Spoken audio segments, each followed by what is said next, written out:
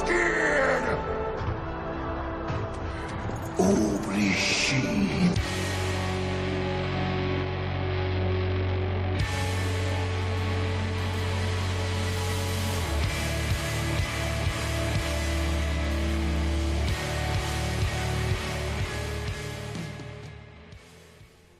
Welcome once again, my fellow manipulators of Digital Fate. I'm Richie, this is Capricorn, and today we're back at it with another standard deck tech straight out of Final Fantasy Standard, post-ban Standard, which I am so excited about. Magic feels like magic again. It feels like an actual game instead of just, you know, pulling a lever and spinning the slots.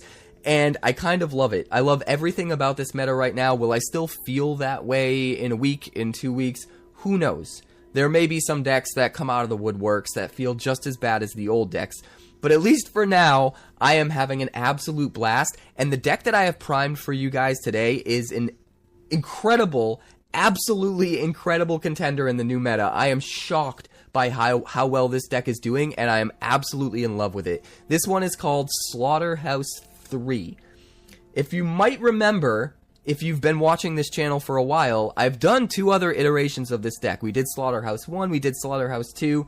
All of them have been really great, but this version is just even better with new cards from Final Fantasy in conjunction with the fact that a deck like this is even better after the bans that we just got hit by in Standard. So everything is lining up perfectly for this deck to just be an absolute crazy contender in the current meta, and I can't wait for you guys to check out the games because they're absolutely nuts.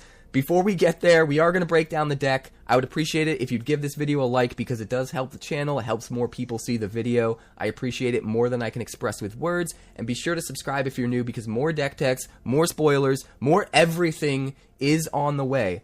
Also, be sure to catch me live Monday through Friday over on Twitch. That's twitch.tv/QuarantineCapricorn because if I'm alive and I'm breathing, I'm there and I'm streaming. This video has been brought to you by Wonders of the First, but I'll tell you about that later. Let's break down the deck. So you guys may have seen my Slaughterhouse series of decks before. I did Slaughterhouse 2, and they're one of my favorite archetypes, and now in the new post-ban Standard, it's actually kind of insane, and it beats almost everything. So the entire theory behind this deck is it's a control deck, but we're using creatures and to a certain extent planeswalkers as all of our control options, or at least most of them. And what's cool about that is a couple of different things. First of all, we're running Overlord of the Balemerc, which is a 5-mana 5/5, has that impending cost for only 2, and whenever it enters or attacks, you mill 4 and return a non-avatar creature from your graveyard to your hand, or a planeswalker. So, if we're using all removal and control elements that double as creatures, that means this is like one of the rare times where we can use Overlord of the Balemerc specifically to find removal options, control options, because they're all in the form of creatures or planeswalkers. So we can use Overlord, we can find the cards that we need and still get that value, still have an Overlord on the battlefield that will eventually be a creature, while we're just controlling the board, sweeping the board, and doing all of the things that Control normally wants to do, which is incredibly powerful. The other thing that's really good about running a deck like this, where it's control, but almost all of its control options are in the form of creatures, is if we're up against a deck that is very creature light, all of our creature control elements, all of our removal pieces aren't just dead cards sitting in our hand. We don't have Go for the Throat or Cut Down just sitting there, unable to be used if we're up against a creature light deck, because almost every card in this deck can double as pressure that we can play, put on our opponent, and potentially be a win condition to just end the game. So the deck can kind of pivot. It's primarily going to be control against decks that are running a lot of creatures, but if you're up against other control decks or combo decks, it can put a lot of pressure on the board really quickly and just close out the game before our opponent can deal with it. And do not underestimate the value that this deck brings. Everything in the deck just has so much value associated with it. We've actually out-controlled Jeskai decks, Jeskai control decks, and had more card advantage than them multiple times, and it's been kind of insane. The other thing that we're adding here, that's a new card from Final Fantasy, is Yuna Hope of Spira. Not only is this a creature that the Balemerc can find, but when we have a Yuna in play, at the beginning of our end step, we return up to 1 target enchantment card from our graveyard to the battlefield with a finality counter on it, which means all of those cards that we are piling up in the graveyard with Baelmerk and some other ways are now going to be ripe for the picking, at least the enchantments are, with Yuna. We can even grab our extra Overlords of the Baelmerk out of the graveyard if we have no other better targets, but we have some other pretty interesting top-end hits we can hit with Yuna in this deck as well, such as 3 Summon Primal Odins, which will destroy a creature when we first put them out, also potentially give us an optional win condition on 2, draw us cards on 3, be a body just in general. It's really, really good. And then obviously we're going to run 1 Knights of Round and 1 Bahamut, just really, really amazing with Yuna. And if we happen to just, you know, self-mill them away and they're just sitting there waiting in the graveyard for us to find, eventually we pop our Yuna and we make it happen. But what's cool about this deck is it doesn't lean on Yuna too much. It's not like the Yuna combo decks that you see out there where you consistently try to get Yuna out as early as possible, usually turn 4, and just speed to a victory. Like I said before, this is a control deck.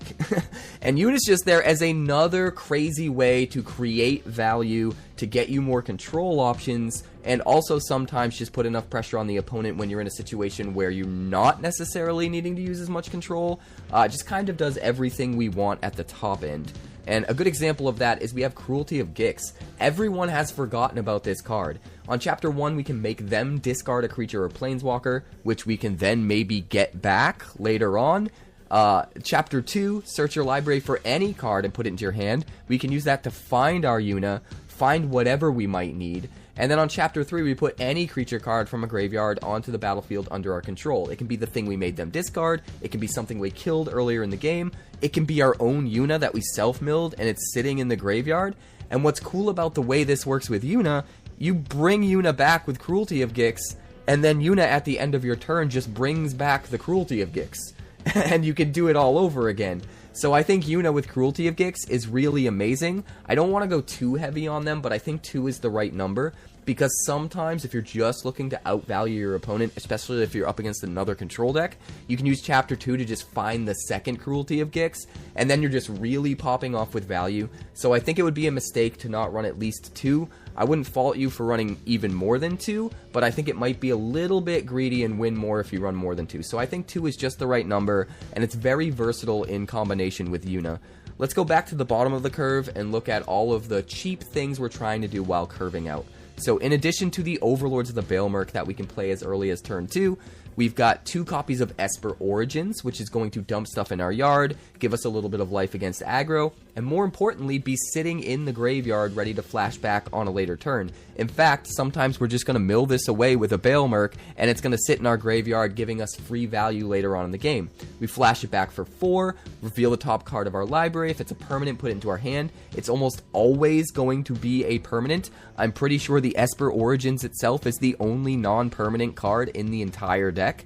So unless we happen to hit our second copy of Esper Origins, which we'll make sure we don't do because we're surveilling 2 when we flash this back, we're always going to hit on that Chapter 1, which is amazing. And then we have this threat that they have to deal with. And then next turn it adds 2 green. And sometimes that's enough to hard cast some of our top end, which is kind of insane. And then on Chapter 3, we give our entire board +2/+2 trample and swing for potentially alpha strike damage.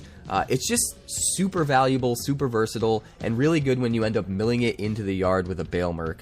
Our control options, we've got 4 Harvester of Misery and 4 Disruptive Stormbrood. Stormbrood's awesome because it's a sorcery that kills a creature with power 3 or less if we play it for Petty Revenge, but it's still technically a creature. So if we mill it away with the Overlord, we can just bring it back to our hand with the Overlord, even though it's technically the sorcery that we care about casting. And then if we need to pivot, if we're up against like a Simulacrum Synthesizer deck or another enchantment deck or something like that, we can just play the dragon as a 3/3 flyer and destroy an artifact or enchantment. So this card kind of does everything we want to do while being something that the Baelmerk can find. So we absolutely want 4 copies. And like I said before too, if we're up against another deck that's very creature light, we can just play this out as the creature to put more pressure on the opponent until eventually they run out of ways of dealing with all of our power, our win potential, our damage potential, and eventually some creatures stick and we ride them through to victory. We've also got those 4 Harvester of Miseries, which can be a very cheap, uncounterable way to kill smaller creatures while curving out, and then still be a big 5/4 menace creature for board presence later on in the game if we want, and also be a pseudo sweeper, running 4 of these. Maybe discarding one early to deal with something on curve, but then later in the game getting to just nuke our opponent's board if they're running a go wide small creature strategy is also super nice. Moving on to the 3-drop slot, one of the only non-creatures, non-planeswalkers in the deck, we're running 3 temporary lockdown. It, along with our 3 scavenger regions, are sort of our sweepers of choice. We do have a couple other hits, like we already talked about the Harvester of Misery that can be a sweeper under the right circumstances. But I think this is the right split here. The lockdowns are going to come down, exile things early. We have nothing in the deck that technically costs 2, so it doesn't eat any of our stuff at all, even though we have plenty of 2-mana plays, which is part of what makes this deck so exciting. And then since it's an enchantment, we can bring it back later with Yuna if we need to, and eat our opponent's, go wide small board as well. Which can be super powerful, even up against like a Simulacrum Synthesizer deck or something. Being able to bring back temporary lockdowns and eat all of their tokens is kind of huge. And then having the 3 copies of Scavenger Region is sort of the other end of it. We can't get this back with Yuna, but we can get it back